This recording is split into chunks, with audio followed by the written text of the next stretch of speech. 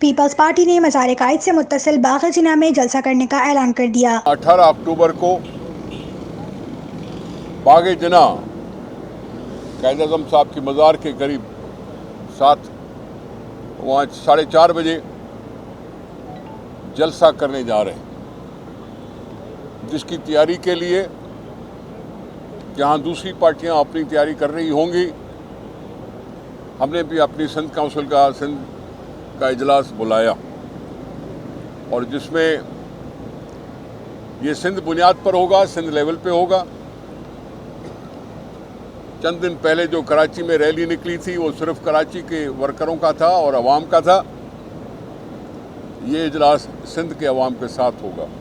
نثار کھوڑو نے اجلاس کے بعد بریفنگ دیتے ہوئے کہا کہ جزائر کے متعلق آرڈیننس وفاق کی بدنیتی ہے، اس کو فوری واپس کیا جائے۔ یہ آئین میں آرٹیکل 172 کا سب آرٹیکل 2 لکھا ہوا ہے کہ 12 ناٹیکل مائلز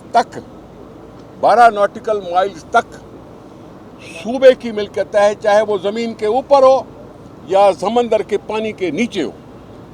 یہ آئین میں لکھا ہوا ہے۔ پہلا تو سوال یہ ہے کہ کیا انہوں نے آئین نہیں پڑھا تھا کہ انہوں نے ایسے اناؤنسمنٹ کر دی، آرڈیننس دے دیا؟ ہم سے انہوں نے رجوع کیا تھا، ہمیں ترقی کے لیے ہم کرنا چاہتے ہیں، آپ کا کیا خیال ہے؟ ہم نے کہا آپ سے بات کر سکتے ہیں شرائط پر۔ وہ شرائط تھی جو اس خط میں لکھی ہوئی ہیں، اس میں NOC کوئی نہیں دیا گیا اور کوئی ہم نے یو ٹرن نہیں کیا، لیکن اگر انہوں نے اس خط کو بیس بنا کے اگر انہوں نے آرڈیننس جاری کیا ہے تو منافقی ہے، یہ بے ایمانی ہے، یہ بدنیتی ہے۔ غداری کا لفظ APC کے بعد سب سے زیادہ وزیر اعظم نے استعمال کیا ہے۔ ایک تقریر پر غداری کا مقدمہ نہیں ہو سکتا۔ یہ ڈھونگ ہے، یہ جھوٹ ہے کہ 1100 ارب روپے اس حکومت نے نہیں دیے۔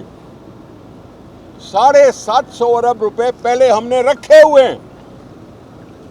اتنا بڑا ہنگامہ کر کے 300 ارب روپے کی جو بات کی ہے وہ بھی 4 سالوں میں پوری ہوگی، ٹکا ابھی تک نہیں آیا۔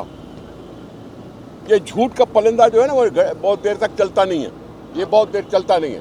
رہی بات کہ آفت زدہ علاقوں کے لیے ہماری سروے جاری ہے، جہاں گھر گرے ہیں، جہاں فصلیں تباہ ہوئی ہیں۔ یہ ساری چیزیں ایک دن میں نہیں آتی، اور ہم نے اس کو دیکھنا ہے کہ ہم اس کو کس طرح سے تدارک کر سکتے ہیں۔ کبھی کہتے ہیں کہ وہ مقدمہ دائر کرنے کے عادی نہیں ہیں، لیکن غداری کا لفظ APC کے بعد اگر کسی نے زیادہ سے زیادہ استعمال کیا ہے تو وزیر اعظم نے کیا، اور یہ ٹسوے بہار ہیں کہ ہم جی یہ مقدمے کے حامی نہیں ہیں۔ مقدمہ انہی کے ایما پہ ہوا ہے، اور یہ غداری کورٹ نے کیا کہا؟ کیا ادھر یہاں بات کرنے کا اجازت نہیں ہے؟ یہاں کیا ہم نے یہ رائٹ آف ایکسپریشن چھین لیا گیا ہے اور ہمیں مان لیا ہے؟ یہ ہمارا بنیادی حق ہے۔ ہم ایک سیاست کو تجزیہ کرتے ہیں، اس تجزیے پر مبنی اگر تقریر پر غداری کا مقدمہ نہیں بن سکتا۔